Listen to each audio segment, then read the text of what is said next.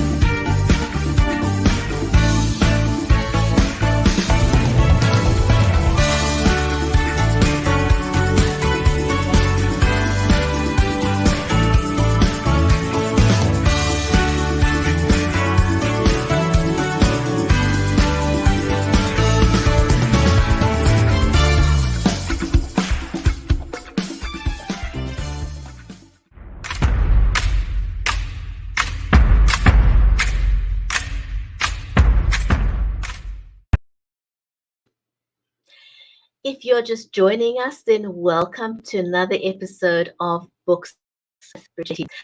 I'm your host, Bridgetti Limbanda from Cape Town in South Africa, and our stream is made possible by StreamYard and Be Live Media.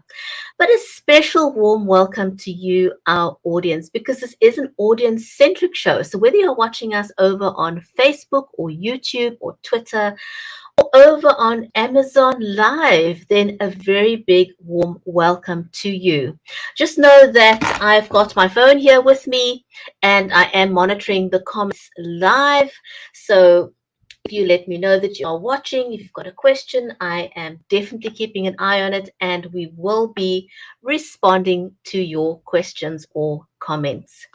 But before I introduce our amazing guest, Gregory Phillips, with his book, A Season in Lights, I'm all about helping people level up. And who isn't online? If you've got a book, a service, a product, or whatever it is, you need to be online to be doing marketing. And one of the ways that you can level up is by looking at the things that can make you look good on camera. So I use the Logitech Brio camera, for example. It's got the trademarked right light technology, which means that it can adapt to different lighting conditions. Because often you see people on screen and they look a little bit dark in the shadows. This camera helps you fix a lot of those things. And I also use the Samsung condenser microphone, which incidentally, fun fact, was one of the very, very first condenser microphones, USB condenser microphones on the market. But if you don't want to go all that route and you want to be a bit more mobile, I do recommend that you go for something like that, which is the Rode lapel microphone. I recommend that. And also in the box, you get this little windshield. So if you're mobile and you're out and about and there's a bit of weather happening, that'll take care of it. So that's my recommendation to help you level up. So coming up, we are going to be talking to Gregory Phillips. And I just want to give a shout out to Tish, who's watching us over on Amazon Live, and some other people there. Welcome. Great to have you. So a little bit about Gregory. He writes stories with strong characters whose lives, with their many challenges and joys, resonates with a wide audience. Sounds awesome. And he also, fun fact, began writing at the age of 14. I must admit, not many authors put that into their bios, but it's one of the questions I asked them, but Gregory's put that in there. So let's invite Gregory to the show, shall we, and learn more about his work that he has done.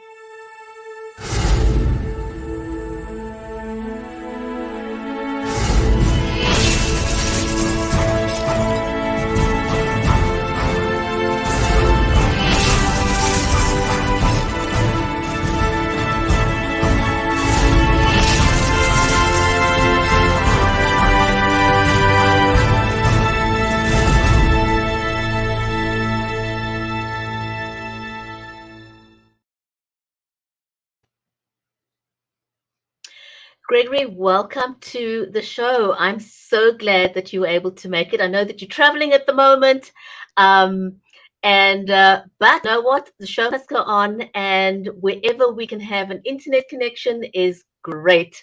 So I'm grateful that you've got some internet going there. Welcome to the show. Where are you joining us from? I'm in Cape Town in South Africa. I love that the show's global. So where are you joining us from? I'm in Scottsdale, Arizona, where it's nice and sunny and warm. I live in Seattle, so came here for the holiday weekend to escape the rain, and it's been nice. That is awesome. That is awesome. Well, I hope that you have a great time there, and it's always good when the weather is nice, when the weather plays along. I must say, we've got summer here at the moment, and we've just had unexpected thunderstorms this weekend come out of nowhere. So that was quite a surprise with the thunderstorms. But anyway, tell me a little bit about how you got started as an author. I mean, if you started writing at the age of 14, was it something that you were naturally inclined to doing? Was it something that your parents encouraged or a teacher at school encouraged? What was it that got you, into writing? Great question. So I think to start with, I've just had stories in my head since I can remember. 14 was when I wrote my first novel, but my mother has occasionally sent me things she's found of, little stories I wrote by hand when I was, 8 or 9 even. So it's just, I feel like I'm a natural storyteller and always have been. Also, my father is a published writer and a successful novelist. And so I grew up with writing in my family and in the house. And so it felt like a natural thing to try to do. And I'll tell you, that novel I wrote when I was 14, it was terrible. But I did it, I finished it, and got better and better from there. Wow, that is amazing. I think, not to feel discouraged, but to continue and just to keep and I must say that's the one thing I've heard from all the authors consistently is, your first novel may not be a hit or a best-selling novel, but learn from it, grow from it, and just keep going because it just gets Absolutely. it just gets better. So how many books have you written in total now, Gregory? So I've had 3 novels published, but I've actually written 12 novels over my life. So I think, like any art form, it takes a lot of practice to become a good novelist. And you think, say, with a musician, all the hours of practice before they would perform. And I think that beginning writers should feel the same way, that sometimes your early books are working on your craft and practicing, developing it to the point that, in my case, it was over 20 years before I had a novel published. And all that time was, leading me to be a better writer, a better storyteller. And now I look back and I think, yeah, I was proud of those novels at the time, but they were part of the process. And even though you're a natural storyteller, a lot of people are not, and they go and get some training, they get mentored until they can perfect the art of storytelling. Did your dad help you a little bit? How did you hone your skills? Yes, my dad absolutely helped me. He read some of my early manuscripts and gave me pointers, not only on storytelling, but specifically on writing, the technique of writing. And so that was very helpful. And then early in my writing career, I've gone to writing conferences where you can learn from top editors and people like that and other authors, which I would highly recommend anybody who either is an author already or aspires to be, to do that. Go to conferences where you can both learn and network with the community. I think that's an invaluable thing. I would also say that I've learned so much about my own writing craft from my editors. The feedback that they give on one book, I take to the next book, and just try to internalize their feedback to become a better writer. Wonderful. I am kind of intrigued by. I love your covers, by the way. Thank you. They're absolutely gorgeous. So your first one, Love of the Finished Years, and if I can just get my iPad to cooperate, that would be absolutely fantastic. Because I would like to show. Oh my goodness, I'm having one of those moments where my iPad will just not cooperate, and I'm trying to get it onto full screen, and it's jumping around. So I'm so sorry, everyone. But it's called Love of Finished Years, and it has an absolutely exquisite. Are those? It looks like letters that were written in front of the books. Am I right? It is, yes. They and I love that cover. It's I feel it really captures the essence of the book, that being a period novel. It captures the time period, in this case the 1910s, and the letter is part of the storyline, and so that's laid against the picture on the cover.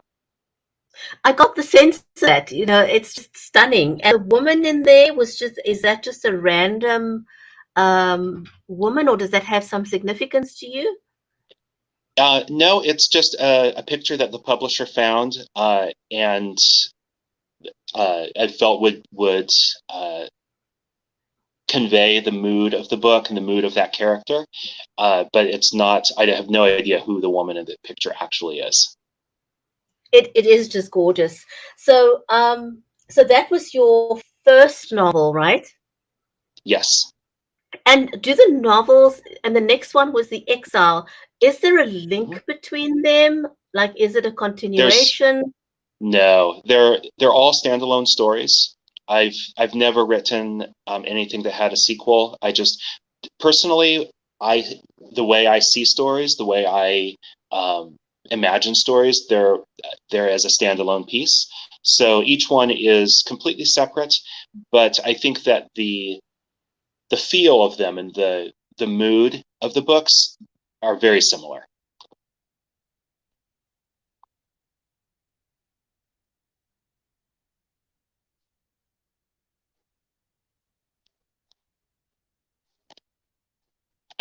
I can't hear you. I apologize.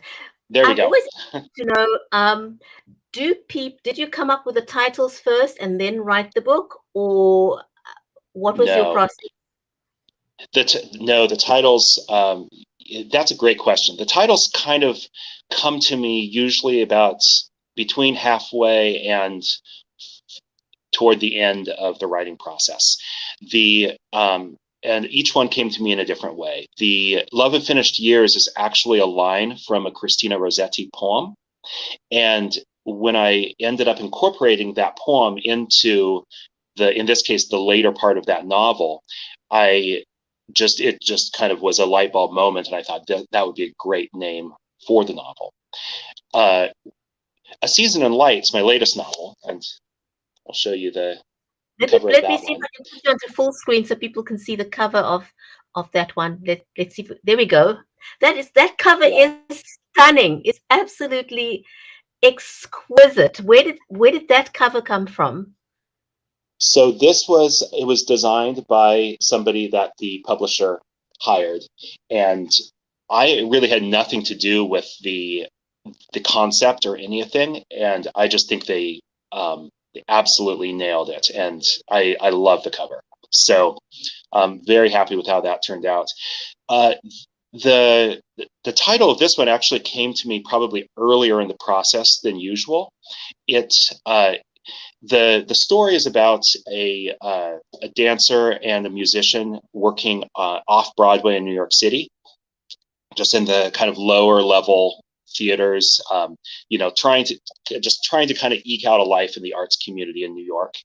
And the, that's loosely based on my own experiences. I'm also a dancer and a musician, and I lived in New York City for about a year and a half, danced in a couple of off-Broadway shows, but eventually it made sense for me to move back to Seattle.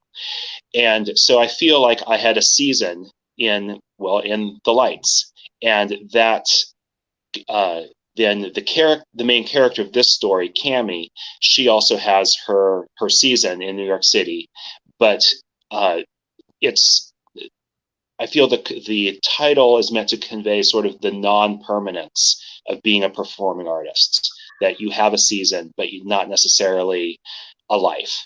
And so that idea, again, came to me pretty early in writing this novel, and then I stuck with the title throughout. But this is one of the reasons why I love interviewing authors, because that's not something that would have been obvious to me.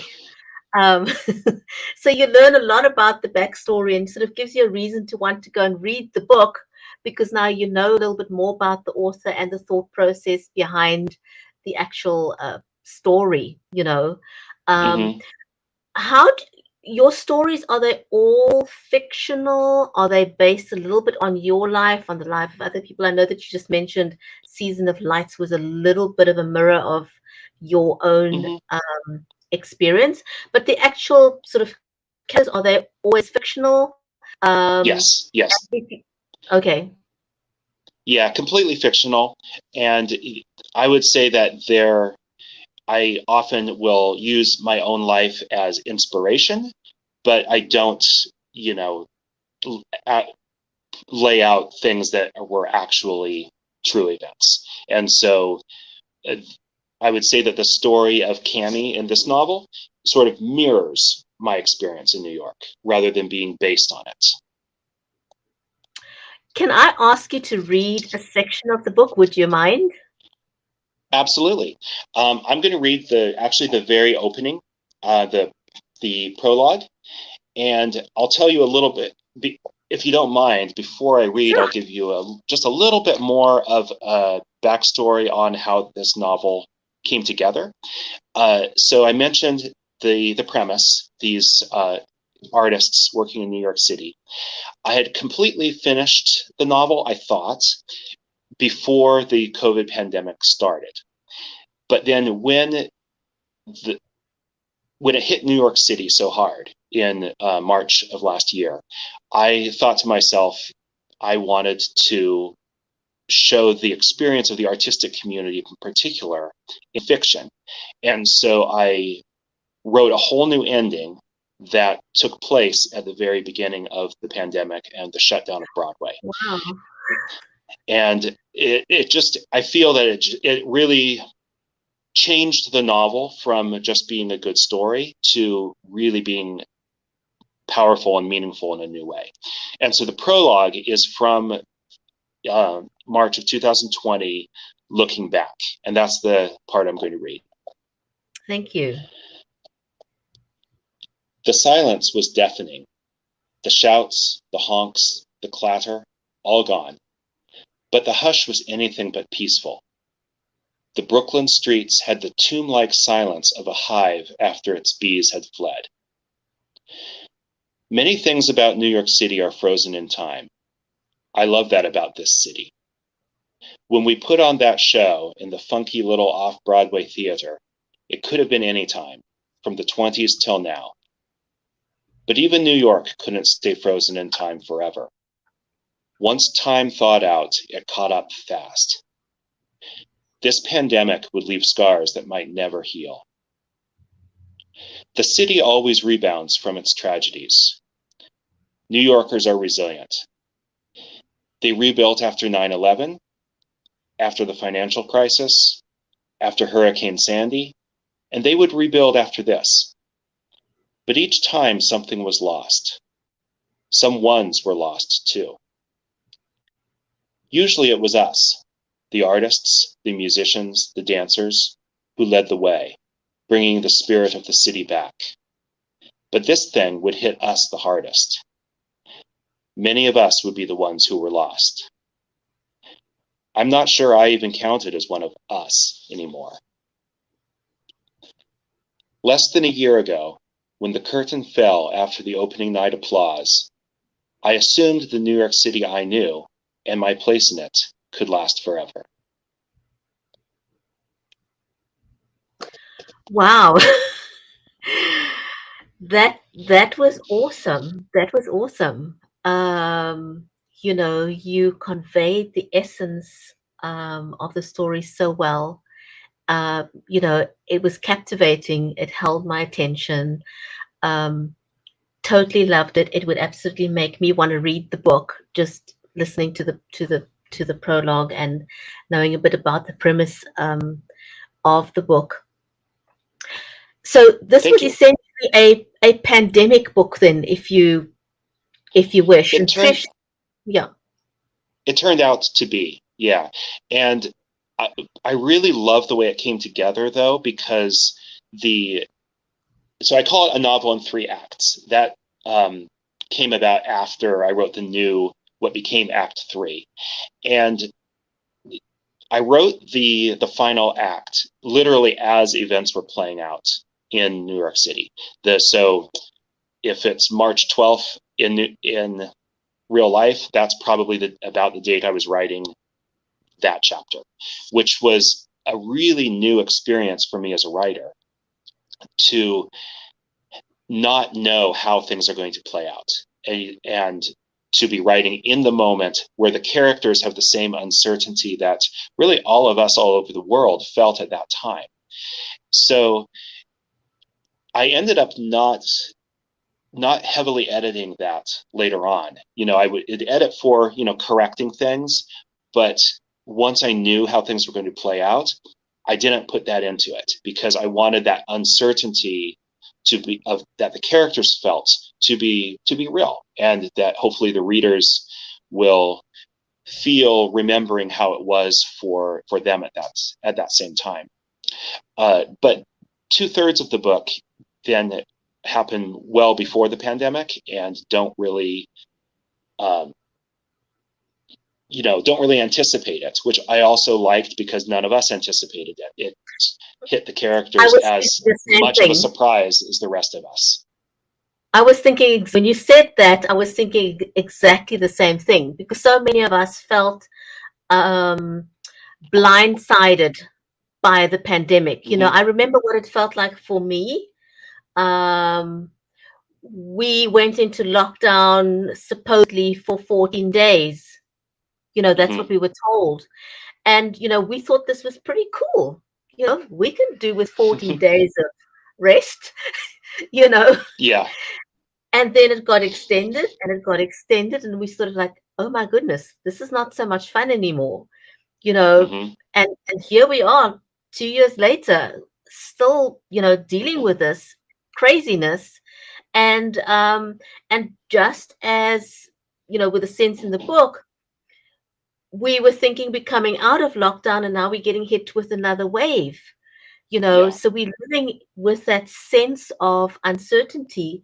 So I think that your book kind of nails that. um, Tish was also saying, and I agree with her, I was going to ask you now whether you have this book in audio form because you read that like beautifully. You just conveyed the essence. And Tish was also saying she loved your reading, and she thinks that you're a terrific guy. So that's Tish watching us over Thank, th- on Amazon Live. thank you, Tish. And the audiobook is set to come out probably any week now. it's been done. All the recording is completed. It's just a matter of getting it dispersed onto all of the channels. So that will come very, very soon. Well, congratulations. So I must ask you, um, your other two books pre-pandemic, and now Mm-hmm. you've had a pandemic book. What was the marketing experience like for you um, with your latest book, Season of Lights, being during the pandemic, and the prior, the other two books? What was the experience like for you from a marketing perspective? Great question. And in in a strange way, it's been actually easier to market the book during the pandemic because things like we're doing right now was much more rare before. And so, for the first two books, I would go to bookstores, travel, do a talk, and just hope that, people showed up and things like that. Whereas now, all of my readings, book club meetings are all via Zoom or some other uh, live channel like we're doing. And that has opened up the geography of what I can do. And this being a perfect example. We're across the world from each other. And my book launch party was hosted by a bookstore in South Carolina with me in Seattle. And so it's been a great opportunity to do these types of things where people can join from all over the world. And I think it's actually made the sales a lot better because people are online. They think, oh, this sounds great. I'll order the book right now. It's from the comfort of their living room. So I actually, as much as I personally want to be in the room with people because I love people, I love to meet people in person. I think from a marketing perspective, it's actually been an advantage. I want to agree with you, and I wish more people would see it from that perspective, because now instead of you going to your local libraries where you are and doing book readings, you now have the opportunity to actually read your book and do readings to a global audience and Mm-hmm. expose your work and your book to people all over the world, wherever they've got the internet. Um, Absolutely. so I mean, it's different from person, and it will never quite be the same, but um, it has opened up other avenues for us to do things just a little bit differently. If it was Mm-hmm. not for the opportunities that we had now, we may probably not have spoken.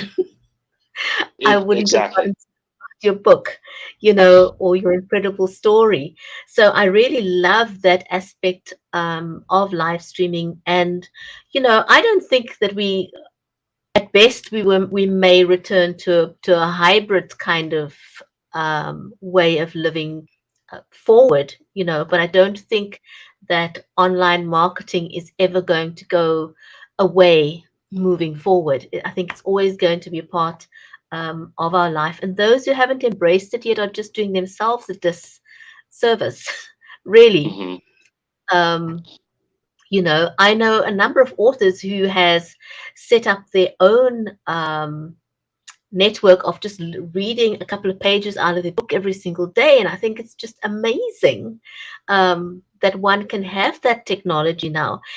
But what I also like is, difference between, I mean, your audience may be limited in a local library, but you can now get people who are watching shows like these globally.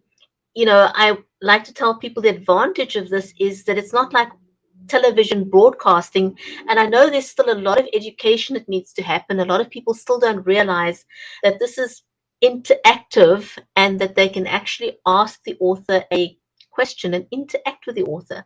Um, Mm-hmm. but that's part of the sort of education that we're wanting to do still, and train people and say, this is not just watching it, you can actually ask the author a question, which is fantastic. Um, so congratulations on getting this book out and being able to I mean, I'm just so grateful that we could do this interview, and it's amazing while you're on holiday. So wherever you are, actually market your book, and thank you for bringing your book along with you, even though that you are um, away from home. Who would you say is your biggest support system? Now I know that your dad is an author, Mm, so you obviously have his support. Um, who would you say gives you, because we all need emotional support when we're writing. So who's your biggest yes. support? Well, friends, of course, but I would say my biggest support network is actually, I would name the Pulpwood Queens Book Club in Texas, which is led by Kathy Murphy, and it's a big group of it's a network of book clubs that is all over, but based in Texas. And I have some diehard fans amongst them who are just always encouraging, always excited about what I'm doing and interacting with me, and I just love them. So if any of you Pulpwood Queens ladies are out there watching, I'll give you a warm shout out. That is amazing. That is amazing. We all need somebody to have our back, no matter what project it is that we're tackling. Um, but more so with writing. Can I ask you, to become a compelling story writer, as you explained in the beginning, is a long process. It takes a lot of time, takes a lot of practice. If a if someone was watching and they want to become an author, what would your advice be to them? Well, first of all, be a storyteller first. Uh, all the technique of writing comes, I would say it comes later. You know, first, have a story to tell, know what it is, and then just tell it. And that will then, by doing that, your writing will be from your heart. It will be authentic, and it will excite you enough when you have a story to tell that then you will start to learn the other things and maybe do the work that's not as much fun, to learn about writing craft and how to structure the novel. And you'll be motivated to do all those things because you have this story to tell. So embrace your story first and foremost is what I usually tell authors who are just starting out. And also, And I would say don't don't worry about how long it's going to take, how many pages you write per day or per week. Uh, just let it flow and enjoy the process. And if you're, I have some friends who can write a book in a month or two. That's not me. It takes me usually a couple years to write a book. So let the time that it takes you just be embrace that. Don't compare yourself or your page counts to anyone else. I think that's very good advice. Did you indie publish, self-publish, go to the traditional route? And why did you choose your method of publishing? So all three of my novels were indie published. Traditionally published by small presses is really what that is.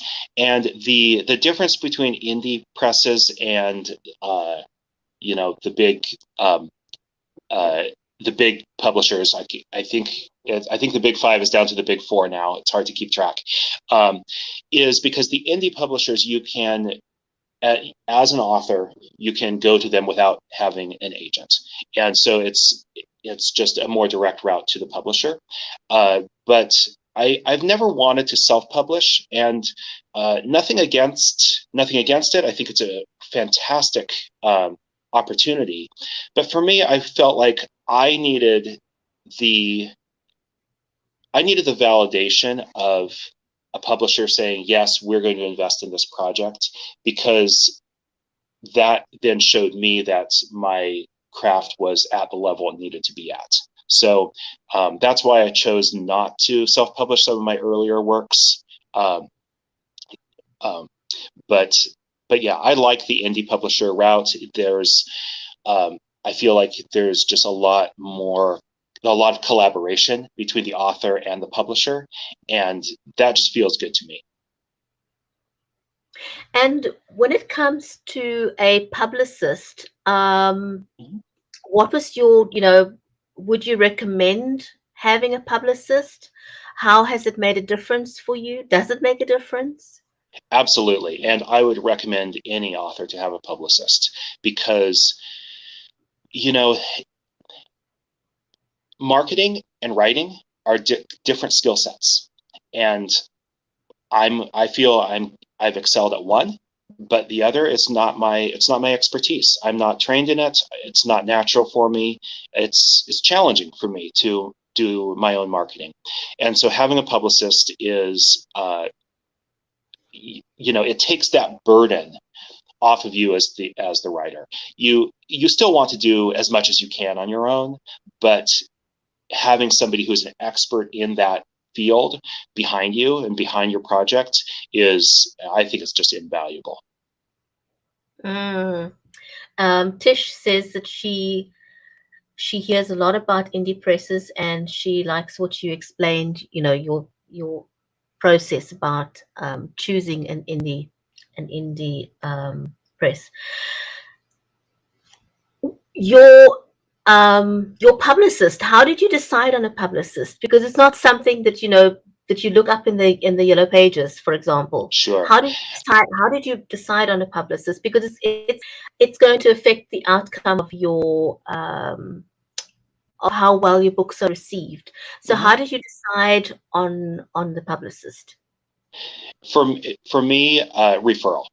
And that's been the case with all the publicists I've used, because I have used some different ones for my different novels, but either referrals from the publisher or from other authors.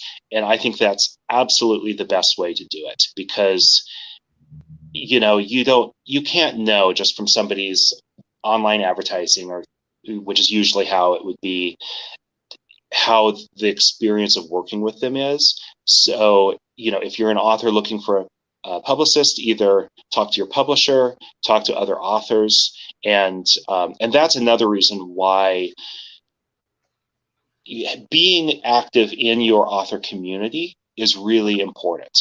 And I have a dozen or more authors that I talk to with some regularity, and we share experiences with working with publishers or publicists, and just ideas and also encouragement. It's so build that network, and then when it's time to select a publicist, you'll know people who can say, yes, this person was great, this person didn't really do so much. So yeah. And I want to agree with you 100%. Everything that we do these days is about networking with other people. We never accomplish anything by ourselves. Um, and my personal mantra is collaboration over competition, because there's room for everyone. Absolutely. There's lots of authors out there, and it doesn't mean that we shouldn't have more authors, because people are going to be drawn to your particular writing style. Your audience will gel with you. It's like somebody that will drive for miles to go find, to see their hairstylist, because that's the person they want to cut their hair. And so likewise, you'll find that if you find your audience with your book, they'd be hanging on a cliff waiting for you to write the next book because they resonate with what you do. What's next for you, Gregory? I don't know. That's a difficult question right now. I have a couple other novel drafts that I've written, but to be honest, I'm feeling like I'm not sure they're quite good enough. And because I feel like with A Season in Lights, I feel really, really happy with that novel. And I want to make sure my next book, whatever it is, lives up to that same standard. And so I'm kind of in a point right now where I'm not sure what those other projects need to get them to that level. And I'm sure I'll get there, but it's, that's kind of where I'm at right now. But I'm sure another novel will come out in the next year or two. We'll get something in the pipeline. Can I ask you to hold up that book one more time? It is such a gorgeous cover. Maybe put you on full screen for just a second. There we are, everyone. This is Gregory's latest book, A Season in Lights. Beautiful story, and I think one that will resonate with everyone because it's such a relatable story for where we are at now. The book is in the carousel if you're watching us over on Amazon Live. So do feel free to go and grab a copy of that book. It is gorgeous, absolutely gorgeous. Well done on that book. Congratulations on a great story. And Thank you. yeah, and I'd love to have you back on the show again sometime when you're ready to release your next book. Thank you. Gregory, thank you so much. It was really, really nice talking to you. And Tish says kudos to you. So thank you, Tish. So thank you so very much. And I wish you lots and lots of success with A Season in Lights. And I think it's going to do really well. It's a compelling storyline, beautiful book. Congratulations on that. And thank you so much for joining us on Books with Bridgetti. Yeah, thank you. Stay well, take care. And I want to just say to our audience, whether you've been watching us on Twitter, on Facebook, on YouTube, and on Amazon Live, thank you so much for joining us.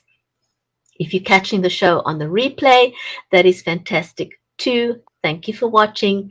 Until next time, we'll see you on another episode of Books with Bridgetti. Stay well.